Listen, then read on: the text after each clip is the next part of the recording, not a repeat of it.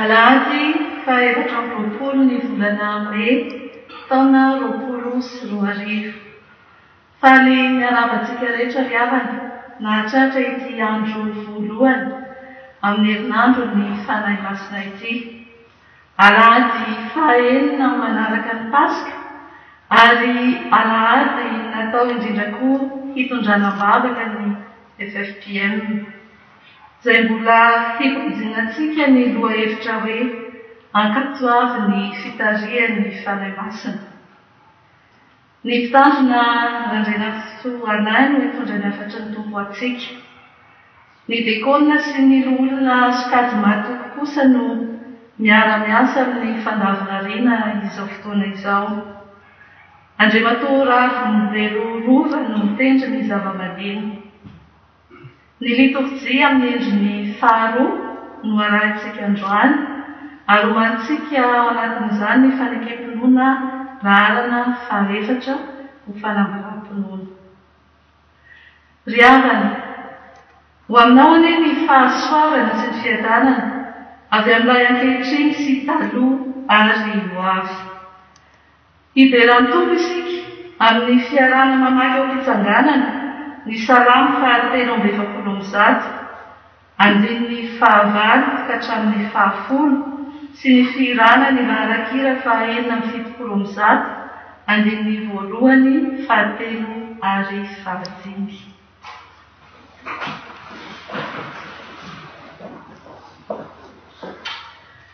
Ampandreneso ny fampindrampoana ho aho noho ny madray fa ianao no itokiko. Ampahalalao ahy sy ny lalana tokony alehako, fa aminao no ananganako ny fanahiko. Jehova, ondreo amin'ny fahavariko aho, ao aminao no hereko. Ampianaro anao sitraponao aho, fa ianao no Andriamanitra. Aoka ny fanahinao tsara ny mitarianao ahy amin'izay tany marina. Amen.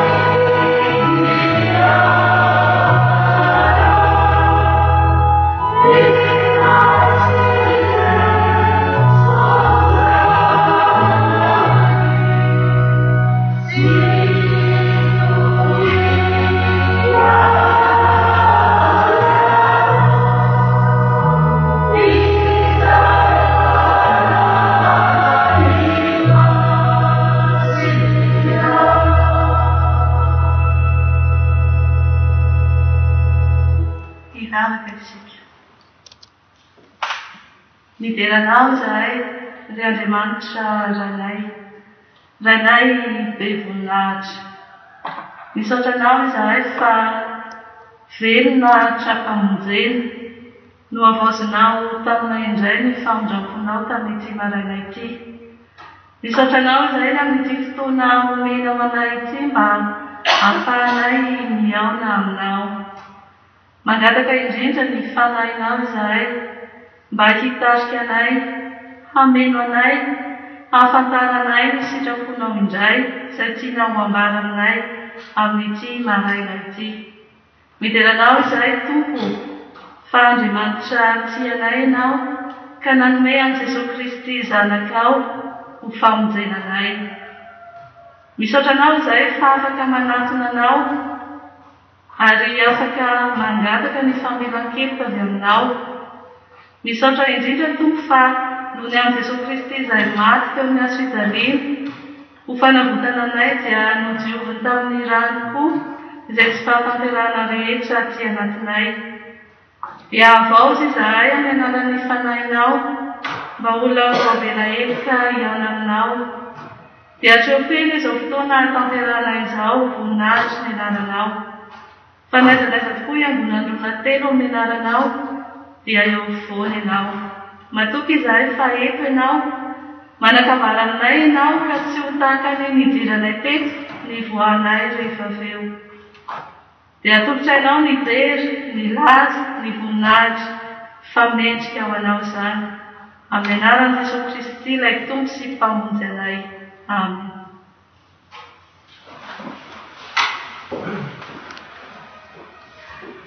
Tonga ny fankalazana ny ten'Andriamanitra isika ry havana. Dia ataontsika ny firana fa 770 ny andininy voalohany sy faharoa dia horenesitsika avy hatrany ny ten'Andriamanitra aorinan'izay.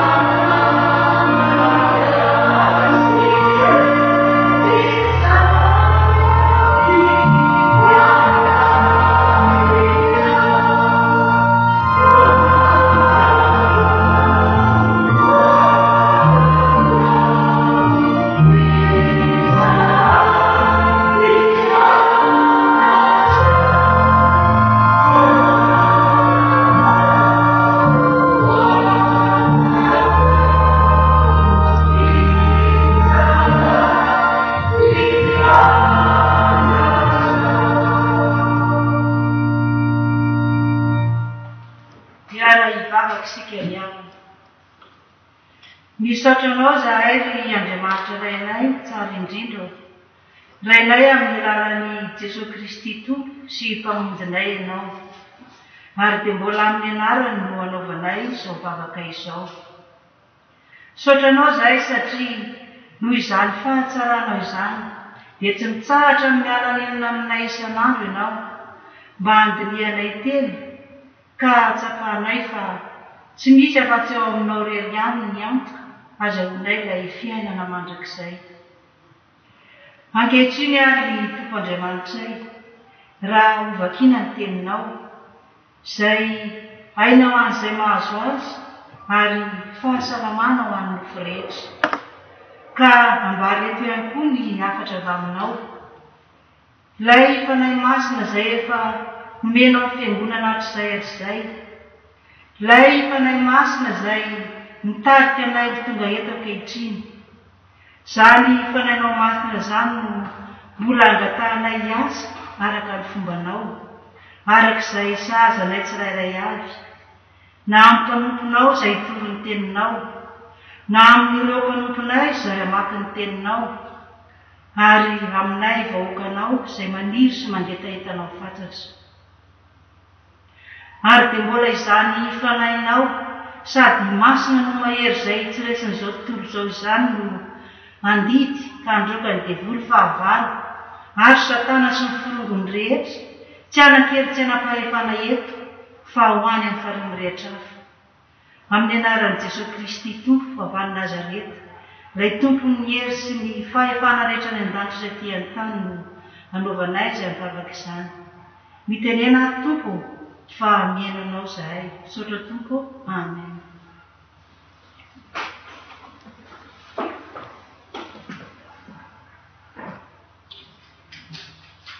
Miaraka iaino sy hamaky ny tenin'Andriamanitra sika tompoko izany dia hitanareo ao amin'ny boky faharoa no soratan'ny Samuely. Samuely faharoa toko fahatelo amby roapolo ny andininy voalohany ka hatramin'ny fahafito. Refita dia rahantsika mamaky amin'ny anaran'ny Tompo. Ary izao ny farateny nataon'i Davida. Hoy Davida zanak'i Jese dia ny lehilahy izay voasandratra ao ambony, ilay voahosy ny Andriamanitra Jakova sady mpanao firahana mahafinaritra amin'ny Israely, izay nampanantenaina ny amin'ny voahositra. Ny fanahin'i Jehova no mampiteny ahy ary ny teniny no eo amin'ny lelako. Andriamanitr'i Israely manao hoe eny, ny vatomampin'i Israely no teny amiko hoe indro ny mpanapaka ny olona. Marina izy sady manapaka amin'ny fahatahorana an'Andriamanitra. Ary izany dia toy ny fahazavana maraina raha miposaka ny masoandro, dia ilay maraina tsy misy rano iny, ary miaritra manolobona amin'ny tany noho ny hainandro manarakaraka ny ranomorana. Ary tsy toy izany indrindra amin'Andriamanitra fa ny taranaka, fa fanekena mandrakizay no nataony tamiko. Voalamina ny zavatra rehetra sady voatandrina, fa ny famonjenay rehetra sy ny iriko rehetra moa tsy ampitsomoiny va? Fa ny tena ratsy fanahy rehetra kosa dia tahaka ny tsilo ariana fa tsy azo raisiny tanana izy.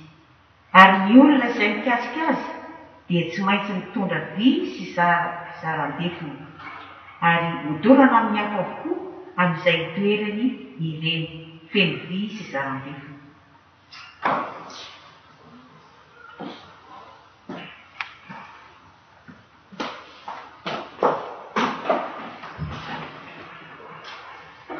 Matthieu, toko 12, andininy 12 ka hatramin'ny 13. Dia nentina tany amin'i Jesosy sy ny lehilahy anankiray izay demoniaky sady jamba no moana, dia misy trano ka nitety sy nahita ilay moana. Dia talanjona ny vahoaka rehetra ka nanao hoe, moy ity va ilay zanak'i Davida? Fa noho nalemy Fariseo izany, dia hoy izy, tsy misy amoan'ilay iny ny demonia afa-tsy amin'ny Belzevoly, lohan'ny demonia.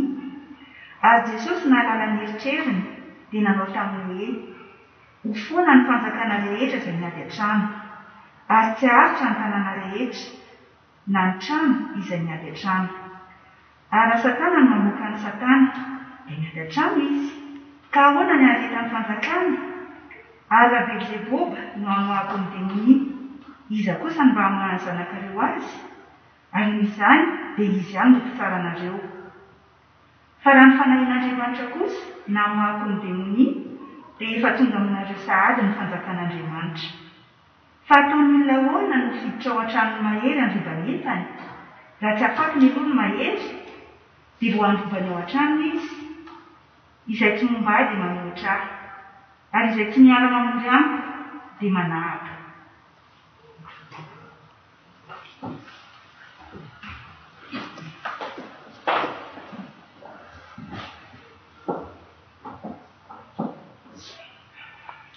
dia mbola hotoizantsika ao amin'ny epistily ho an'ny Galatianina. Galatianina toko 5 andininy 1 ka hatramin'ny 9. Fa hoy izao, mandehanaka araky ny fanahy dia tsy hatateraka ny filany nofo ianareo, fa ny nofo manohatra ny fanahy, ary ny fanahy manohatra ny nofo, ary ny fanohatra izy roa mba tsy azahoanareo manao izay zavatra tianareo. Fa raha tarihan'ny fanahy ianareo dia tsy ambanin'ny lalàna. Fa miariary ny asan'ny nofo dia izao: fitsangatsangana, fahalotona, fijejojoana, fampotsampy, fanaovana ody ratsy, fandrafiana, fifandirana, adilahy, fiafonana, fifampiandaniana, fisarahana, fitokoana, fialonana, fahamahoana, filalaovan-dratsy. Ary toy izany izay lazako aminareo raha teo, tahaka ny voalazako fahiny koa, fa izay manao izany dia tsy andovan'ny fanjakan'Andriamanitra. Fa ny vokatry ny fanahy kosa dia fitiavana, fifaliana, fiadanana, faharoa, fahamoram-panahy, fanaovan-tsoa, fahamarinana, fahalemem-panahy, fiononam-po. Tsy misy lalàna manohitra izany, fa izay an'i Kristy Jesosy dia izay nanombo ny nofony mba amin'ny faniriany sy ny filana tamin'ny hahavijaliana. Raha velon'ny fanahy isika dia aoka andeha araka ny fanahy, aoka isika tsy handany tena foana ka hifampiaika sy hifampianana. Dia tapiteny famafina teny soratra masina, ray masino ny famarina, fa anteny ny famarina. Amen.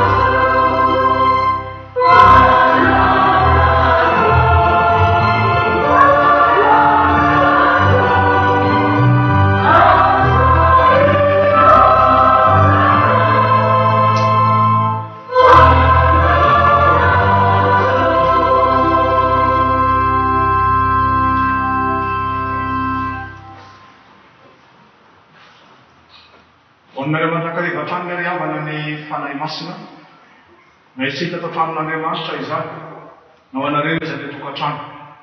Ny fanahin'Andriamanitra tokoa, ilay mpananatra sy fampahely tokoa no anapaka ny fotsika, fa tonga antsika tokoa andray fampahezana avy amin'ny Tompo amin'izao anio izao amin'ny alalan'ny teny. Anio ilay afaka dia hiala-ny mahazatra isika, ka fianarana soratra masina no ataontsika, no ratovintsika izany atao amin'ny filazany tsara araka no Matio toko 2:20. Matio toko 2:20. Ka ny andinin'ny 2:20 ka hatramin'ny andininy 3:30. Matio toko 2:20, andininy 2:20 ka hatramin'ny andininy 3:30. Ny lohevitra omen'izany tenin'Andriamanitra izany dia hoe ny olona tarihan'ny fanahy masina. Ny olona tarihan'ny fanahy masina. Dia ovakitsika ravana ny andininy 2:20. Zao ny voarakitra Matio ato manao hoe: enetany tany amin'ny Jesosy ny lehilahy anankiray izay demoniaka, sady janto no nomono, dia nosotraniny ka dia niteny sy nahita ilay mono. Melo kely amin'izao tantarany Matio zao rehefa dia nisy toe-javatra malasa ny eritreritra izay nitiavin'ny Tompo. Sabata ny andro, nona ny mpianatra Jesosy dia niteny tamin'ny Tompo izay nona izay Tompo fa mba tady sakafo. Dia hoy ny Tompo taminy hoe: andiana, manotaza salomongary dia mihinany ianareo. nahitan'izany ny fariseo sy ny namany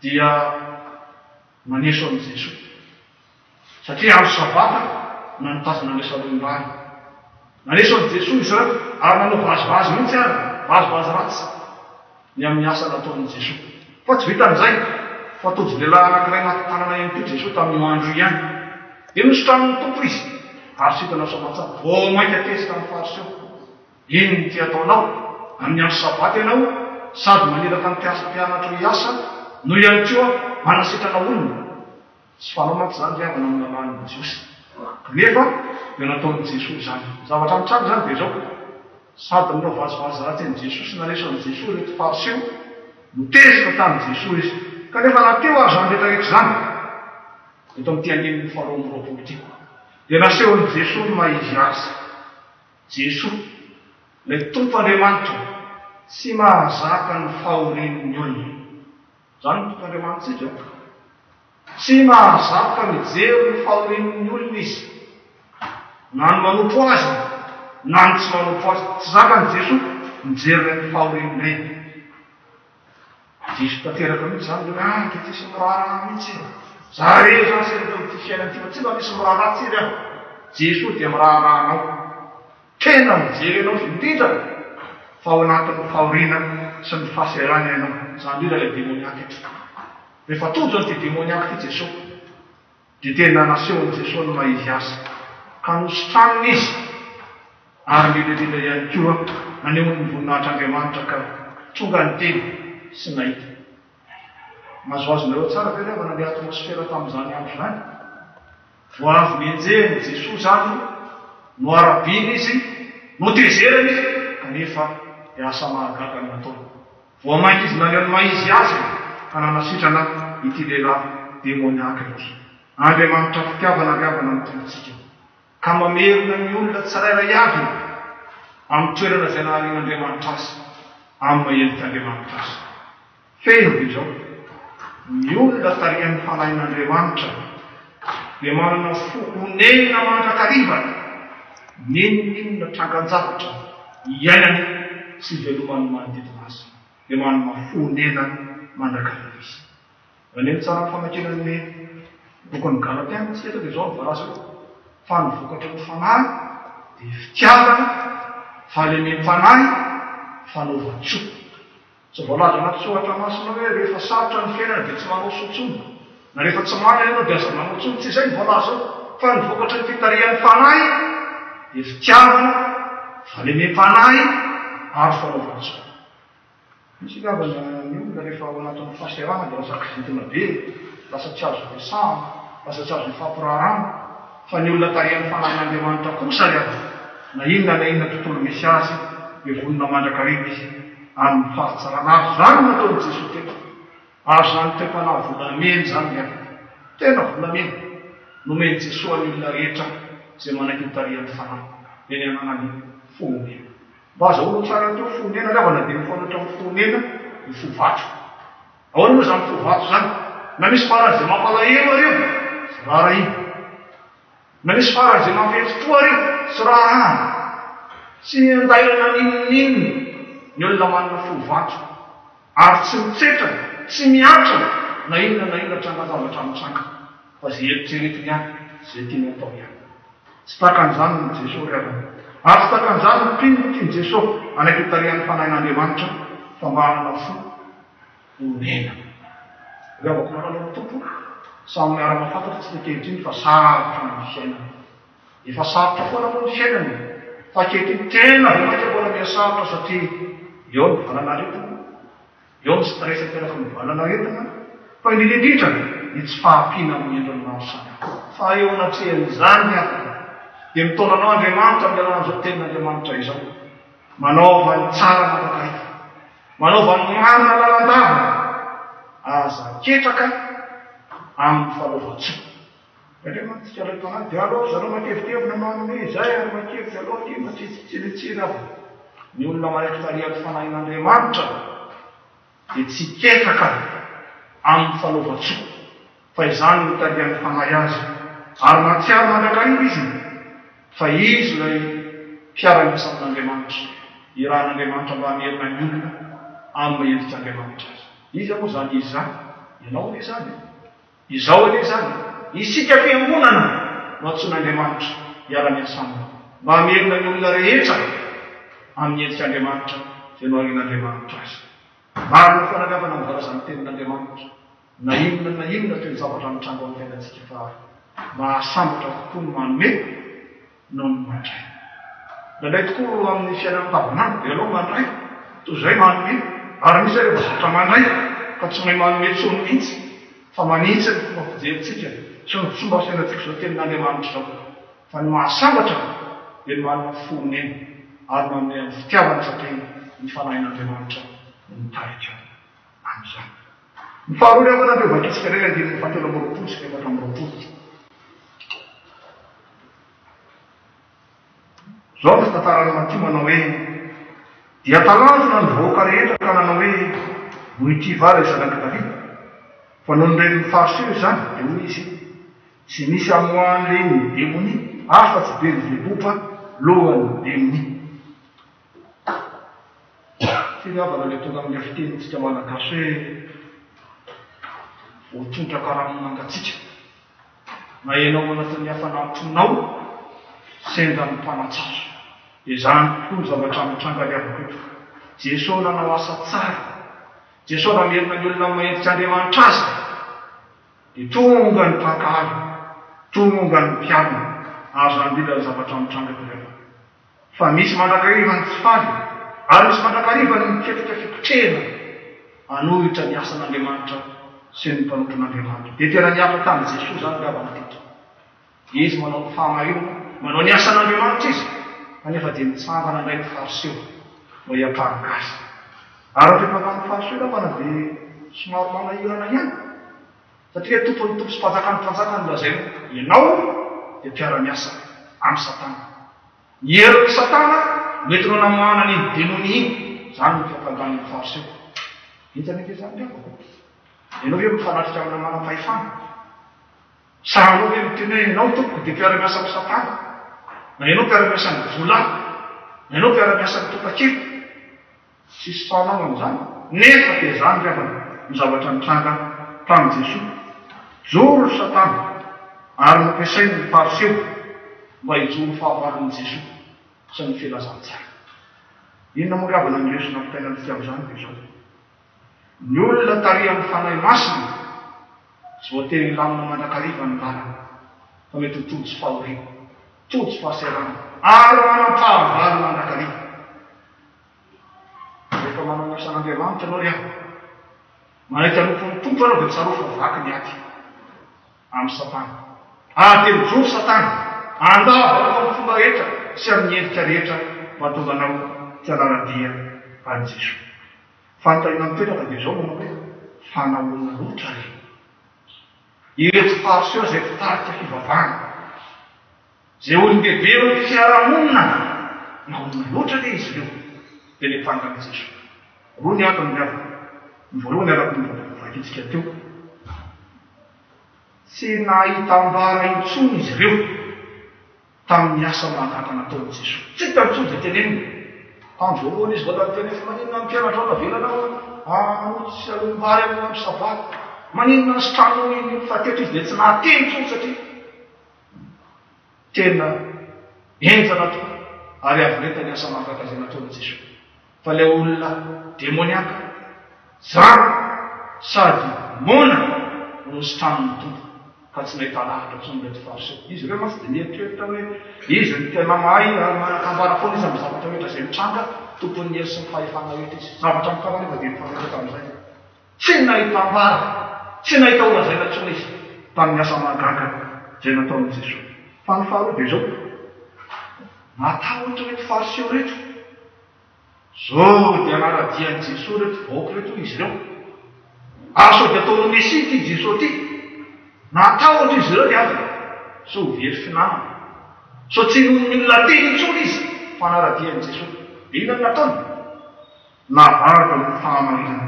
Ka dia nilazainy fa asan'ny Satana ny asa nataon'ny fanahy masina taon'i Jesosy. Napakay Jesosy fa praitendro amin'ilay ratsy. Liavako malala ny tompo. Jesoa ary nampangany Satana tahaka an'izany fanerana ny fariseo. Maika fahizana, maika fahina. Tena manaiky tarihan'ny fanahin'Andriamanitra. Miomana fa misy mandrakariva ny fahavalo izay ampiasain'ny Satana anakanana anao tsy alala-diany tompo.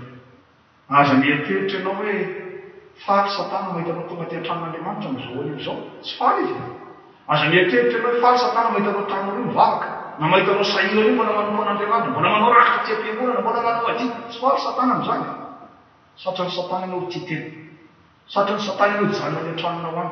Satria ny Satana ianao hanao ratsy amin'ny fiainanao fa tsy todika amin'Andriamanitra sy hivaroka. Tadio ry havana fa romotra amintsika Satana. Raha vao nanaiky fotsiny tsika anala-dian'i Jesoa. Tena romotra amintsika izy. Ary mitady ny fomba rehetra izy amin'ny tanantsika fisarianantsika tsy anala-dian'i Jesoa. Inona ry havana tokony atao? Ny tokony atao dia izao. Ekeo ny fitarian'ny fanahin'Andriamanitra amin'ny fiainanao. Ekeo ho toko sy famonjy ny fiainanao Jesoa. Ataovy ny asan'Andriamanitra, na eo anivon'ny fiangonana zany, na eo anivon'ny fiarahamonina zany, fa indrindra ao an-tokantranonao dia ialamain'ny Satana sy ny firaongony na inona hevitetsiny. Ny olona tarihan'ny fanahin'Andriamanitra zany dia mila manafahavalo mandrakatao. Dia rehefa navakitsika ny andenin'ny 520 ka hatramin'ny 720. Andenin'ny 520 ka hatramin'ny 720.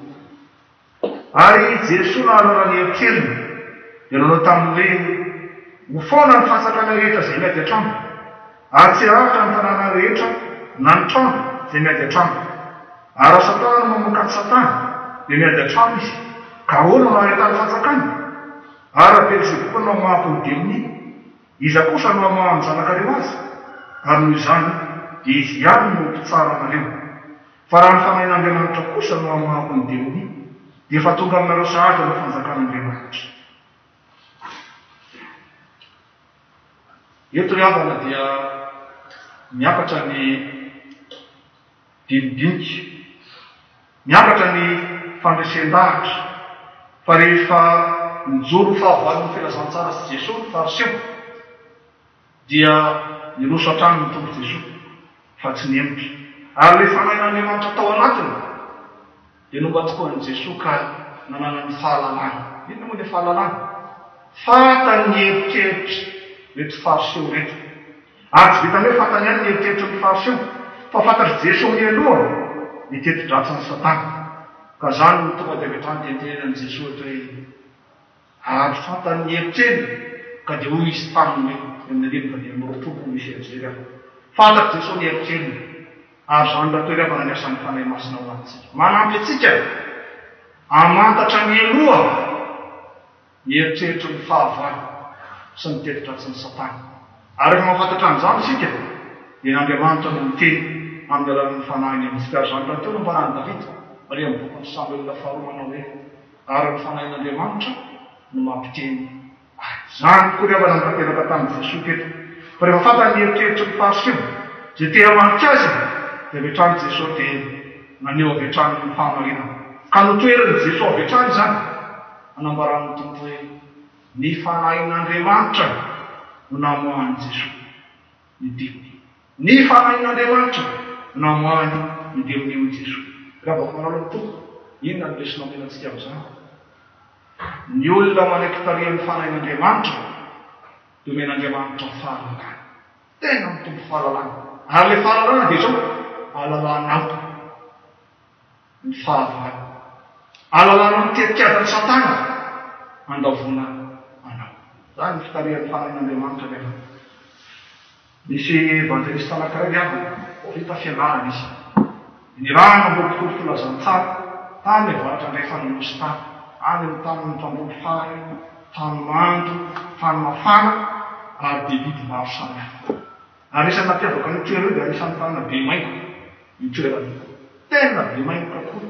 Ary raha vokaitry maingo amin'ny toerana io anao, ka raha ny toerana izay eo am-pandriana ao anatin'ny fanafiana. Raha amin'izao vanina amin'izao moa ianao zany mitratra an'izany dia mety mandeha daholo ny eritreretra rehetra aloha hoe ataovy fitiliana aloha izy io. Fa zany mihitsy vokatra ny kaikitry ny maikitra tao amin'izany. Dia efa niteny tao tandreny ka evansa sahirana. ahoana ny ataonao misy an'izao fandehandeha dia andeha ao izy fa teo tokoa ry avana fitarian'ny fanahy azy fa tao anatin'ny fotoana rehetra nanaovany asan'Andriamanitra tamin'izany toeran'izany dia tena nasehon'Andriamanitra nomen'Andriamanitra fahalalana tokoa izy ka hitany meloa avokoa ireo maingoka rehetra na tanaty sady voan'ny tany tany anaty varin'ny tany sisy navoazy fahitany izao olona tsy mbola mahita maingoka raha tsy tany tele no navita namono maingoka marobe tany amin'izany toeran'izany ary tsy maingoka eny matiny fa ny asan'ny satana sy ny fironany tokoa satria nanaiky hitarian'ny fanahin'Andriamanitra tahaka an'izany rehefa hitarian'ny fanahintsika amin'izay zavatra tsy eritreretra ny saintsika amin'ny zavatra izay tsy fantatsika men'Andriamanitra fahalalantsika ary ny fanahin'Andriamanitra tokoa mitantanatsika na izany na tsy zany nefa rehefa nvelina mitandrina mandrakarivo sika pino fa mitady lirika mandrakarivo satana amandrianatsika amin'ny zavatra tao tsara amin'ny zavatra tao marina miezaka mandrakarivo satana marika atsika azadomany le toriteny tamin'ny heriny fa Jesosy tompo any dia ny fitahan'ny satana tamin'iny amitelin'Andriamanitra telin'Andriamanitra rehetra mety namitahany any Jesosy fa tompo Jesosy marana ny an'itony satana sy ny firongony ka tsy voavitany tamin'izany riambako marana tompo mila mangataka amin'ny tompontsika ny fahanahy ny fahaizana mandanja lanja sy ny fahaizana manavaka mamatarantsika tokoa ny sikafon'Andriamanitra sy ny asa ratsy ny lay ratsy mila mangataka an'izany fanahy izany amin'ny tompo isika mba hatokantsika tokoa halalina sy ho afaka amin'ny velatandrika izay velarin'ny satana amintsika isanandro isanandro fa efatra rehefa nanenden'ny pasivy-roapololay izao ny raha fiavanaky zao nambaran'i Jesosy manao hoe fataon'ny olona ahoana ny fiditra ao an-tranony mahery androbany entana raha tsy afaty ny alohany mahery dia vao androba ny ao an-tranony izy ohatry ny hafahafa amintsika rehefa nanomainon'i Jesosy miteny tahaka amin'izany kanefa tahaka antsika rehetra ihany rehefa mivory ianao zany dia ny amatarana hoe tsy azo olona miara-mivory aminao ny zavatra lazainao dia mondoka mitsetrona ny androny tsy azo ny raha izay lazainao dia zany ny zavatra nitranga tamin'ny fariseo sy ny namany ary mivoaka nanatrika teo dia nirosy ilay Jesosy nanazava misimisy kokoa Jesosy nanazava ny saina izy ireo mba hatonga azy ireo ino fa asan'Andriamanitra tokoa nataon'i Jesosy dia nanao sary aloatra ny tompo noary ny tompo tamin'ny lehilahy mahery anankiray manana trano satana zao le tana fitenitsika eo jiolahy manana trano noary ny tamin'izany satana saingy na mahery sy manana trano ala izy sy manana maizy azy ny fiarahamony dia nambarany tsara nambarany Jesosy tsara ohatra no fatorana zany hoe vady sady resy atsy ny fatohana fifatorana fa nahavosotra sy nahavotana avokoa le rehetra fananana tao amin'ny tao satana riavana lay lehilahy mahery eto ary izao ianao ilay vady navotany Kristy tao anatin'izany trano izany ny rany Jesosy nalasa ny tany Kalvari riavana dia ampy tokoa anafaka sy anadio asy ianao ho afaka ambany fahefan'ny satana ko ny lesina menantsika amin'izao re zao dia zao hoe na dia mahery azy satana mahery lavitra no izy ny rany Jesosy izay nalatsa ny tany Kalvari mahery lavitra no izy le sorona vitan'i Jesosy tefony azy fijaliana ka nitsanganana tamin'ny maty fa ny olona tarian'ny fanahy masina zany dia mahery indrindra mahery noho ny mahery ny asan'ny fanahy masina ko amin'ny fiainantsika ry amana rehetra ro fandrakarina fa fahavalo resy satana no ny amin'i Jesosy dia voalokany ny fariny rehetra afo izy fa tahaka ny elika masika ihany io elika masika efa fatoranao amin'ny poto amin'ny rojo vy dia tsy manaikitra anao raha ty amin'ny 100 metatra ianao fa raha ohatra kosa ianao manantinazy amin'ny 1 centimetatra dia miomana tsara fa dia hoany amin'ny institut pasteur reo rehefa aveo zavatra hafa anao alehanao any ina ny tena ambara amin'izany efa nanavitra anao Jesosy teony azy fitsaka efa nanavitra ny rano fa raha ianao kosa no mitonatona na manatona ny satana dia rehetra kombakombana ianao no mety fitany amin'ny hery sy ny fahefana dia ho lavina ianao fa tsaro fatianao amin'ny tompony ihany efa natolo ny ainy teombony azy fijaliana aza mety hitika amin'ny heran'ny satana sy ny heran'izao tontolo izao fa fahavalo resy ireny fa mety heran'i Jesosy Jesosy efa milaza fa izy nefa naharesy izao tontolo izao mety ezo sakaiza amin'ilay mpandresy ry ana na amin'ny mora na amin'ny sarotra fa ny olona tarian'ny fanahy masina dia mahery indrindra farany ny andinin'ny fahatelopolo zao nambaran'i Jesosy ny andinin'ny fahatelopolo izay tsy momba dia manolotra ary zay tsy mara-mamory amiko dia manaraka. Asehon'i Jesosy travana fa izy ilay mpiandry-ondry. Ny asan'ny mpiandry-ondry moa dia izao, mitaona ny ondry rehetrarehetra hiditra ao ambany, mikarakara ny ondry, mamelona ny ondry, miaro ny ondry. Izany ny asa ny mpiandry-ondry ambaran'i Jesosy. Fa mifanolotra amin'ny asan'ny mpiandry-ondry kosa no ataon'ny Satana amin'ny alalan'ny fariseho. Inona ataon'izy ireo? Tamina namelohany an'i Jesosy dia manaparitaka ny ondry izy. Izany no ataony izay dikandreo manaraka, manaparitaka ny ondry. Ary manaparitaka ny ondry dia tetikadan'ny Satana amin'ny alalan'ny ambody izany. Raha vao mitsofoka any ampovoan'ny ondry ny ambody dia miparitaka ny ondry. Izany no fomba fiasan'ny Satana ary izany no ataon'ny fariseho. Neny Jesosy amory ny ondry ao ambala, Satana kosa manaparitaka azy. Antso ny tomporiavana amin'ny tiaveto izany. Miantso antsika izy mba hiara-miondry ny ondry miaraka aminy. Miantso antsika Jesosy hiara-miandry ny ondry miaraka aminy, ka ny ahafahantsika manao izany dia ny fankatoavantsika ny fitarian'ny fanahy masina, ka hiandanintsika any Jesosy ny filazantsara zato isan-jato. Ny olona tarian'ny fanahy masina izany dia miandany amin'ny Jesosy amin'ny manontolony mihitsy ny saina, ny fo, ny fanahy, ny vatany, ny posiny, ny poketrany, ny kontiny, ny fitoeram-bariny sy ny sisa sy ny sisa. Dia miandany amin'ny Jesosy avokoa izany rehetrarehetra izany.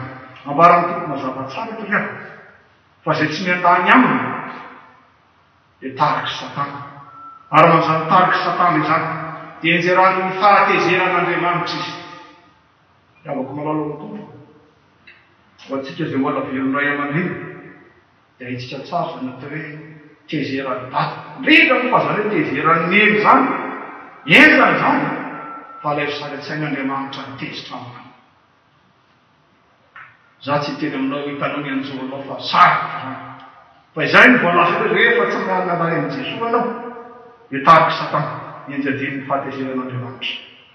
Misy fomba fitenitsika havana izay mety amin'ny fiainam-pianakaviana, mety amin'ny fiainam-piarahamonina, mety ety amin'ny fiainam-pirenena, fa tena tsy mety amin'ny fitorinan'ny filazantsara, amin'ny fiainam-piangonana, indrindra fa amin'ny finoana.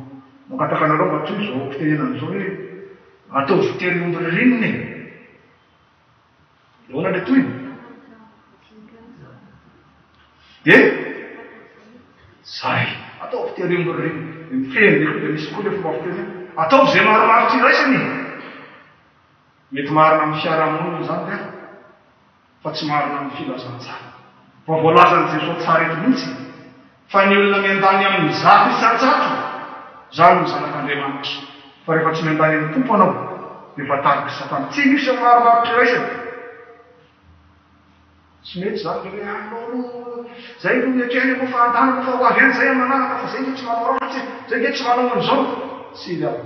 Rehefa tsy miandany amin'ny Jesosy ianao dia tariky Satana. Ary izany rahateo no ambaran'ny filazantsara antsika ny tian'ity. Tsy mety amin'ny fanontonan'Andriamanitra izany aho. Ka lavino impito manifitolona. Ravako manana ny tompo amin'izao any amin'ny confinement izao. Manome fotoananao ny tompo azahoanao mandihy ny tena. Dinio ny tenanao. Dinio ny amponanao fa mbola nadinana anao. Dinio ny mpiara-miasa aminao fa mbola nadinana anao. Dinio ny mpiara-mianatra aminao fa mbola nadinana anao. Dinio ny mpiara-velona aminao fa ilay tandrazana aminao fa mbola nadinana anao. Moa ve miara-banana amin'ny Jesosy. Tena miara-banana amin'ny Jesosy tokoa ve? Sao dia mivava ihany miaraka amin'ny Jesosy fa ny vatana sy ny fiainana manontolo tsy miaraka aminy. Moa ve tena manolo tena tokoa tsika ho an'ny tompo sy ny fiangonana? Moa ve tena volijoro va volovely ny tompo amin'ny fiainantsika manontolo sika ka nanao foantrana sy oneny hijoro amin'ny fahamarina sy ny famasinana amin'ny androm-piainantsika rehetra. Samy mamaly izany any an-tsaina hafa. Samy mamaly izany any tokantrano tsy tsirairay hafa. Fa tena mihaino ny valintenitsika ny tompo. Fahamaranantsika izao fampianarana izao. Dia lesy miombona amin'ny apôstôly Paoly. Dia rahantsika mamaky amin'ny Romanina toko fahavalo. Romanina toko fahavalo ka ny andiny ny fahadimy amin'ny telopolo ka hatramin'ny fahasivy amin'ny telopolo.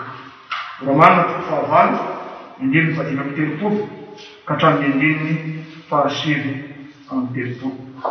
Zao no nandrarany Paoly apôstôly rehefa notarihan'ny fanahin'Andriamanitra izy manao hoe iza mahasaraka antsika amin'ny fitiavan'i Kristy. Fahoriana va, sa fahantrana, sa fanenjena, sa mosary, sa fitanjana, sa loza, sa sabatra, araka ny voasoratra ilay fanonony aminao no nanonanay mandrakariva toy ny ondro voloina no fijery anay. Kanefa amin'izany rehetra izany dia manoatra ny fandresy isika amin'ny alalan'ilay tiantsika fa mahatoika aho na fahafatesana na fiainana na anjely na ireo fanapahana na ny zavatra kehitriny na ny zavatra ho avy na ny hera na ny ambony na ny ambany na inona amin'izao zavatra ary rehetra izao dia tsisy asaraka atsika amin'ny fitiavan'Andriamanitra izay ao amin'i Kristy Jesosy tompontsika. Ho azy ane ny voninahitra fa ny fanahy kosa hitarika tsika mandrakariva an'ilay voninahitra azy. Amen.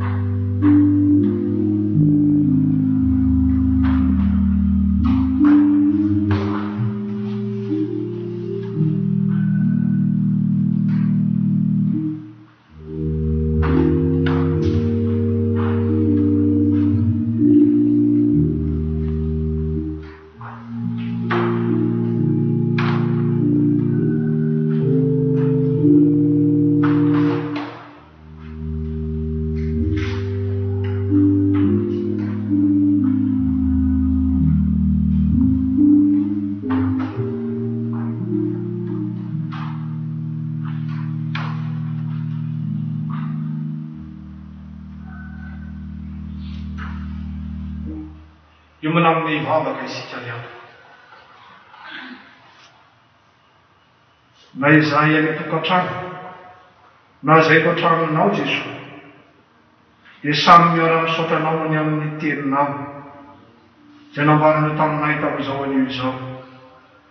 Teny mampatsiaro tokoa fa eo anilanay ianao ilay mpiandry tsara miaino ny feonay ary miaino ny fiainanay misaotra tompoko.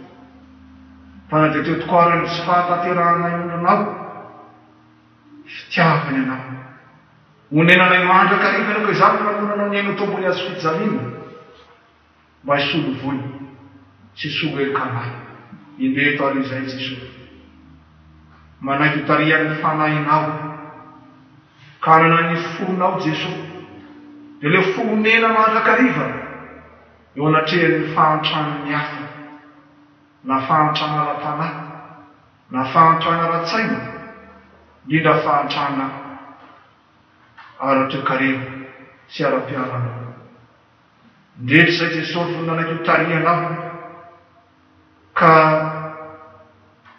io manaseho vonona mandrakariva amin'ny eraka mpanaovanao anay na dia isy ara-ny fahavalo isy ny zavatsarotra ny fiaikinanay amin'ny fitarihan'ny fanahinao tompo no anotokonay fa ampahalalanay ny tokony ho teneninay, ampahalalanay ny tokony ataonay dia nisy sitraponao irery ihany izany.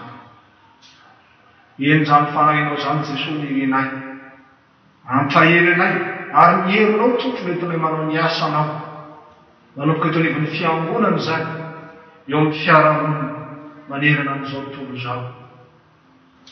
Tompo maneho ny fahavononana indrindra izay iandany aminao amin'ny fiainanay sy ny manontolonay ka izay rehetra nitahinao anay ny amponanay manontolo eny tenanay tsirairay avy dia anaradianao mandrakariva sy anaradianao mandrakizay. Jesosy tompondreto ary izay dia ny fiangonanao ny tambavadany tafo izany na manerana ny sahan'ny fijekemina eny manerana n'izao tontolo izao vonona anaradianao Jesosy iandro ny ondronao tompo ka mierina azy ireny ao ambalanao dia nitoky aminao ireny an'Andriamanitra ary io manao maneny fanjakana reto ny fiangonanao Jesosy. Vonina hijoro fanasina ka hitondra ny tsiro ny filazantsara any amin'ny toerana ny sehitra ary ny olona rehetra. Reto ny fiangonanao Jesosy. Vonina hiara-miasa aminao ka hamerina amin'ny laon'ny fiainan'ireo izay hianjadin'ny tsirany, hiara-ny tsindy azo lehy. Reto ny fiangonanao maneo ny fahavonona niaraka aminao totro, hamerina amin'ny fiarahamonina sy amin'ny fahasalamana, ireo rehetra azo fahoriana sy ireo marary. Sindianina amin'ireny Jesosy ny voan'ny Covid-19 izany. Ianao nino ampahery azy ireny ihany koa Jesosy ka tahaka ny nanasitrananao ilay lehilahy demoniaka, nireny koa Jesosy hanasitrananao azy ireny satria ny fahasitrananao sy mahakasika ny nofiana, fa mahasarana ny saina sy ny fanahin'ina ihany koa. Ampaherezo ny fianakaviana Jesosy. Ambiny izy ireny miaraka amin'ny fianakaviana eny ny mpitsabo, ny fanjakana, ny fiarahamonim-pirenena, indrindra fa ny mpino rehetra ho mpiara-miasa aminao tontolo. Hamerina azy ireny amin'ny fahasalamana azahoany manome voninahitra anao. Ko ny ezaka rehetra ataon'ny tsirairay avy Jesosy fahamonana azy ireny, indrindra fa ny ataon'ny fiangonanao, dia ambiny tokoa izany mba hitera-bokatsoa amin'ny fijoroana vavany merinao ka hanomana olona tokoa ho any ny fanjakanao any ny fiangonanao.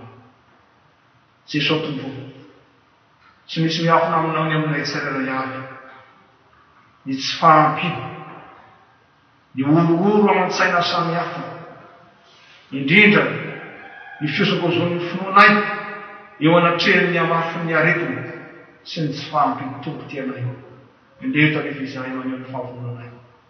Fa na inona zavatra mitrandro amin'ny fiainanay sy misy asaraka anay aminao zay Andriamanitra no ny amin'ny fitiavana Kristy.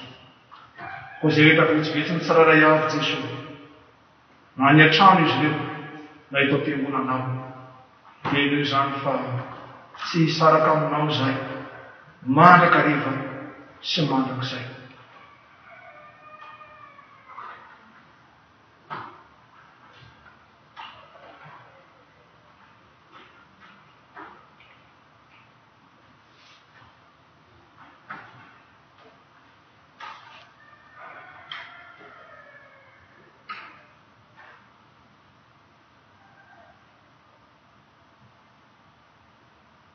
Jesosy tompoko, saotranao fa mihaino mivavaka tokoa ianao, ho atanjao ny finoan'ny mpino, ampaherezo ny fiangonanao, avita niraka nampanaovanao azy dia ny fivavolom-belinao Jesosy, hitoron'ny filazantsaranao na amin'ny mora fa indrindra amin'izao fahasahiranana izao. Itiny tompo ary ampiomba n'izao vavaka izao ny anampianarina manao hoe remesan'ny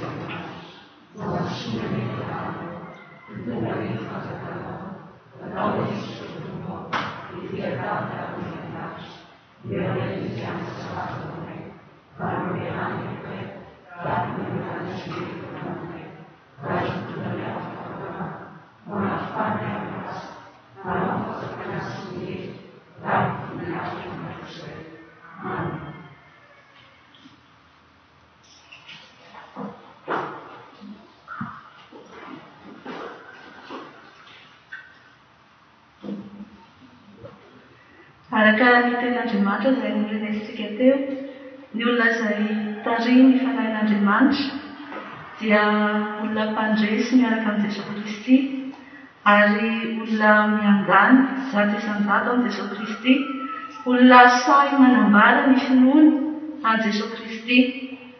Dia iombonantsika ny fanekem-pinoana fahaefatra ho fanambaram-pinoana ary olona sahy isika satria tarihan'ny fanahy amin'ny fanonana izany amin'ny fanekem-pinoana izany. Eo mpitsanganana nampampirantsika.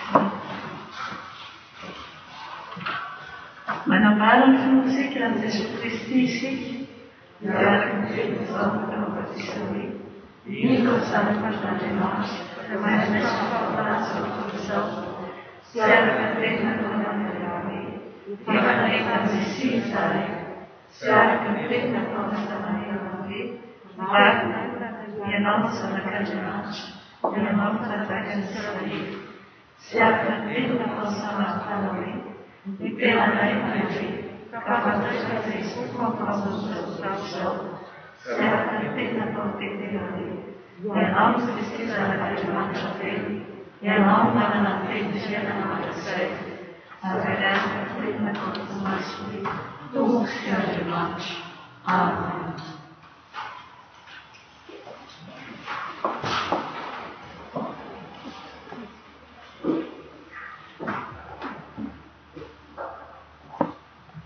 Tonga eo amin'ny filazana ny raharahany fiangonana sika ry havana. Izany dia atombokontsika amin'ny famakiana ireo taratasy izay voaray ary dia indray mandray mpitandrina no anohy sy hamarina ny filazana. Avy amin'ny fifoazana fohy be, ny mpiandry sy ny mpiomana dia irangaviana aka ny fandaharam-potoana ny herinandro ny fanahy masina sampana fifoazana manomboka ny 2020 ka hatramin'ny faha 2024 ary hijery ny fizarana isam-paritra ao amin'ny tantely Braony ny Safifa. Taratasy fisaorana. Ary Jehova no mandeha eo alohanao, ary izy no hiaraka aminao, tsy handaonao na hafoy ianao izy, ko aza matahotra na mivadi-po ianao. Detornomy 20:9. Ny zanany raha mangala doroinao mivady sy ny mpahita-po aminy tsinganina amin'izany, raha mangala Roland sy Noptiny, Rampy sy Aina, Rina sy Ndianja, Kalina Malina, dia maneho fisaorana feno anareo avana aman-tsakaiza, tapaka sy namana rehetra, indrindra fa ny ray aman-dreny mpitandrina aritsika mambadiny tafa, ny bao-mpiangonana, ny loholona sy ny dekonina ary ny mpivavaka rehetra, izay nanotrona sy nampahery ary indrindra ny mpitondra ambavaka tamin'ny fahalasana ny ray aman-dalanay Ramangala Joseph Calder.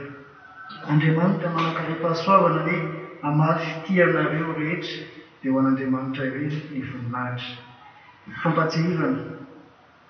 Rehefa avy izao fanompoam-pivavahana izao ry havana dia azadiny ny manoratra ny anarana ao an-tokotany andrefana raha mbola tsy nahatanteraka izany teo am-pidirana ianao. Rehefa manoratra anarana hamonjy ny fanompoam-pivavahana isika na amin'ny Facebook na amin'ny site web na ao amin'ny rahaton'Andriana tantely dia iangaviana hatrany hanome ny anarana feno ny ora tiantsika hanatrehana ny fanompoam-pivavahana ary ny laharana finday mba ahafahana manao sy manatsara hatrany ny fandaminana. Toy izay ireo raharahany fiangonana ho an'Andriamanitra rery ny voninahitra.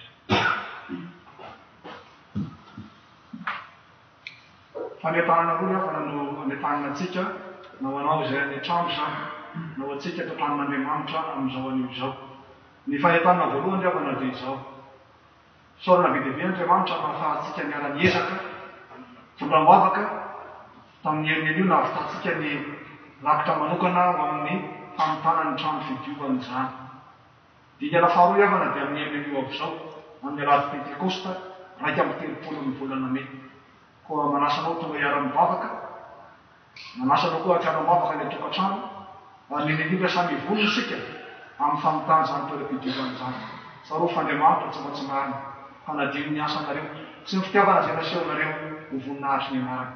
Ka manentana antsika rehetra ry havana, fa maro ny fanatin'ny fahasairana antsika rehetra, nefa ny misy ny asa izao mety tompo antsika, ny fanahy ny tompo ny tarika antsika, hanmentsika reto manana, asantsika mampiomboana izany anaovana ny asan'Andriamanitra. Ny faharoa ry havana dia izao, afaka ny tenin'ny Paoly apôstôly, isika rehetra na dia maro aza, ny teny iray tokoa amin'ny Kristy Jesosy. Misy ireo avantsika izay tena sahirana, eny antsika rehetra koa ny fampijery samy sahirana, fa amin'ny fiangonana antsika ry havako, dia misy ireo avana izay tena ao anatin'ny fahasairana. Tsy eritreretintsika koa ireo sahirana be izy ireo, kanefa tena sahirana amin'izao fotoana izao. Dia ireo avantsika ao amin'ny foibe fijery moa izany. Ny anarany hoe foibe, fa raha ny zava-misy amin'izareo ankehitriny dia tena foikely zareo ry havako. Izao no mahafoikely azy. Ny fiangonana rahavavy hafa, misy ny manao anazy avy any an-dafy. Mahay ambony, mandeha aty ambany. Fa ny antsika fijery kosa tsy matahaka an'izany. Fa ny didy ataoko sy ataonao mpandray ny fanasany tompo, ataontsika fiangonana nomorotsaka any amin'ny sondaparitany, ary iny miakatra any amin'ny foibe. Ka rehefa tsy manao adidy ny olona izany, tsy marotsaka adidy ny sondaparitany, dia tsy misy ny any amin'ny foibe. Ao amin'ny foibe nefa ry havana dia misy fiangonana maro, misy ao amin'ny mpitandrina. misy ao ny lahika ary misy ao ny mpampianatra ireny rehetrarehetra reny avana dia tena mandany fotoatsaratra tokoa ankehitriny izaho sy ianao isika fiangonana hoe rahan'Andriamanitra mba hanampy azy ireny mahambavaka izany na rabola ihany koa laza aminao ny zava-misy ankehitriny ry avana namory ny mpitandrina sy ny sotelam-piangonana ety amin'ny fiangonana mpanampy ny foibe tamin'ny herinandro lasa teo dia nambara tamin'izany fa ny 500 ny fivelomana ihany no azony foibe omeny ireo mpiasa fiangonana ao aminy amin'ity volana mety ny volana jona zany efa tsisy tokotany mitsony fa ity volana mety sisa 500 ny azony foibe omeny zany rehetrarehetra zany ka resahina ny sainao misy asa izay tson'Andriamanitra tsy le fiangonana ko manentana antsika no amin'ny anio na ny fotoana hafa atlorony tompo hanao an'ireny mpanompon'Andriamanitra reny izay azony fananao atao fa izay manome mpifaliana no tian'Andriamanitra no n'Andriamanitra reny efa namvoninahitra fa ny fanahy kosa antsika rehetra azo tsy mantanteraka tokoa ny asan'Andriamanitra eo mba ny fitarian'ny fanahin'Andriamanitra.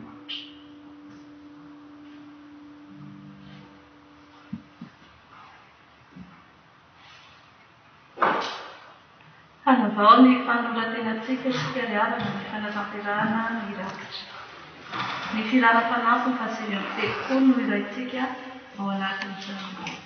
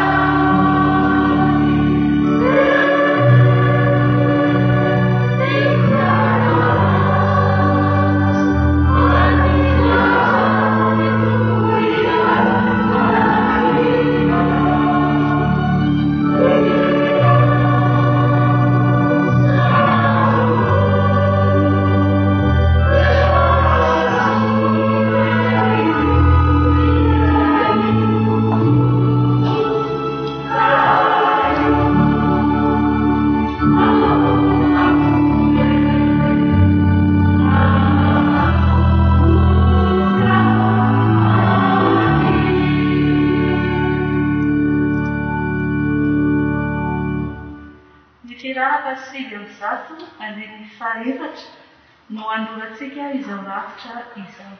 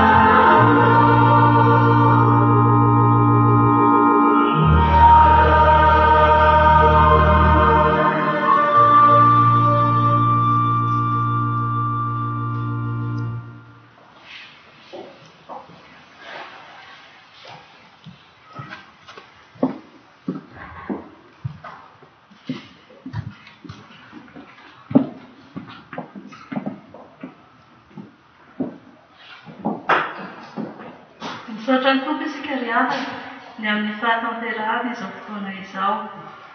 Mialoha ny andraisantsika ny tsodrano dia ny filana fanampy ny fahatelo amby telopolo no ataontsika fitanganana ka ny andiny faharoa.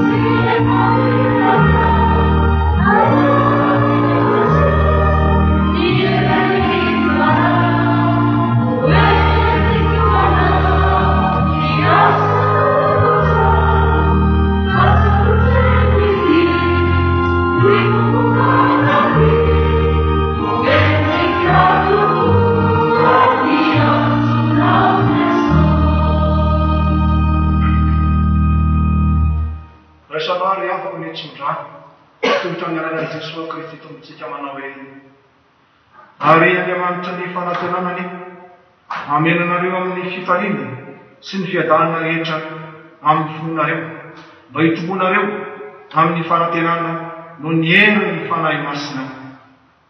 Amen. Tetratenana ny vavaka. Ho an'Andriamanitra irerianiny ny voninahitra amin'ny anaran'ilay sy ny zanaka ary ny fanahy masina. Amen.